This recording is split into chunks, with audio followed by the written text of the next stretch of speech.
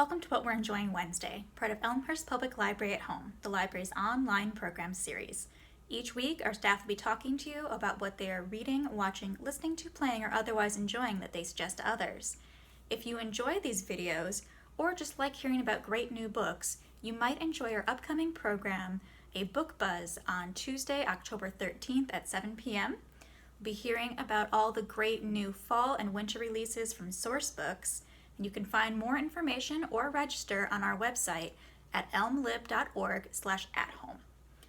This week, I've been enjoying the new film from Netflix, Enola Holmes, based off the YA book series by Nancy Springer.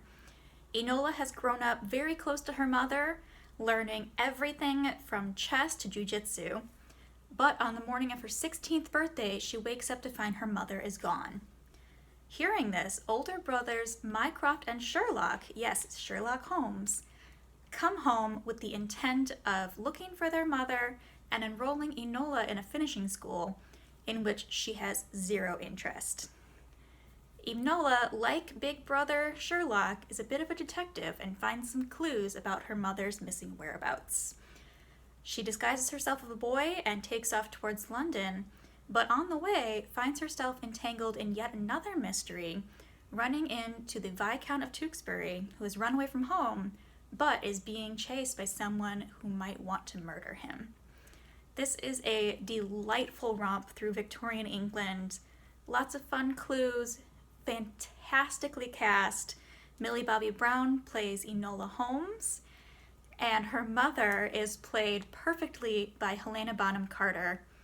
This is a lot of fun. It's great to watch with your kids, your older kids, your teens, and will be a very enjoyable time. Hi, this is Lori from the Kids Library. I'd like to talk to you today about one of my favorite new graphic novels, Cub by Cynthia L. Copeland. Cub is a charming, wholesome graphic novel memoir set between 1972 and 1973. 12-year-old aspiring writer Cindy is a stereotypical awkward middle schooler who has trouble fitting in. Braces, ankle-length dresses, and curly hair. In the 70s, straight hair was hip.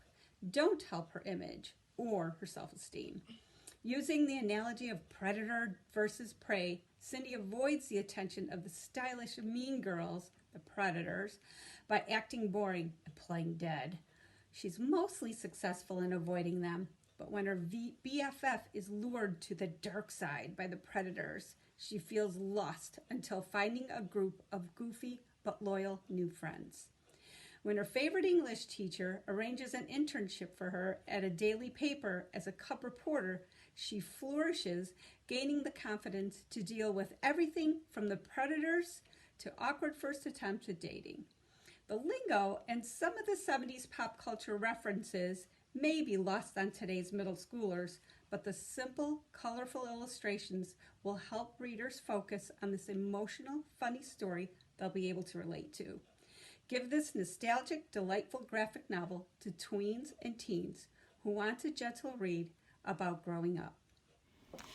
This is The Hunting Accident, a true story of crime and poetry written by David L. Carlson and illustrated by Landis Blair. This graphic novel tells its true Chicago story through stunning black, white, and gray drawings that pull you in. Though many pages are not the typical panel format, this is a cohesive and compelling story that begins in a dark place. Matt said that he lost his sight in a hunting accident. When his son starts getting into trouble, Matt tells him the truth. He was blinded in an attempted robbery. He was sentenced to Stateville, where we see him lonely and depressed in the towering prison, amplified by the intense artwork in the book. He is befriended by another prisoner who teaches him to read Braille and introduces him to great literature. This prisoner was one of the most notorious criminals of the 20th century. In The Hunting Accident, light comes from darkness, crime leads to redemption, and killers save lives. This week, I've been reading An American Summer, Love and Death in Chicago by Alec Kotlowitz. This series of written portraits chronicles one summer, May through August of 2013. In that time, 172 people were killed and another 793 wounded by gunfire in Chicago. These statistics sadly are not unusual for summer in the city. Kotlowitz, a white author who's spent years bringing personal stories of racial inequities to light, in this book shares, in his words, a series of dispatches, sketches of those left standing, of those emerging from the rubble, and of those trying to make sense of what they've left behind.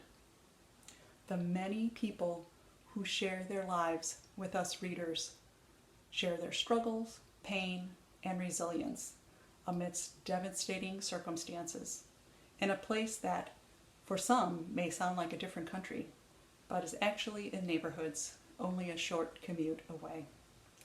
Kotlowitz shines a light on our broken systems, our broken nation, but the folk we meet in these pages also shine as true testaments of strength. This book is also available on CD and to download.